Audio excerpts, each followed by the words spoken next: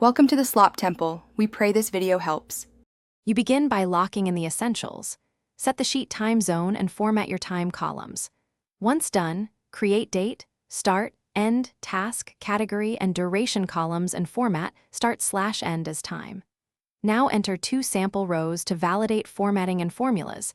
Make sure duration cells use =end start and cell format as duration.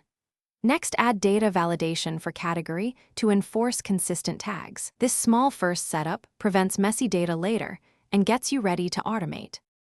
You now automate the middle of the workflow. First, apply duration =end start and copy down, then calculate daily totals using SUMIF or query for each date. Once set, create helper columns like weekday and week number to enable roll-ups. Use IF to mark billable tasks. Then add conditional formatting rules to highlight overlapping times or blocks that exceed your threshold. Finally, build a pivot table or a query view to summarize time by category so you can see where your hours actually go.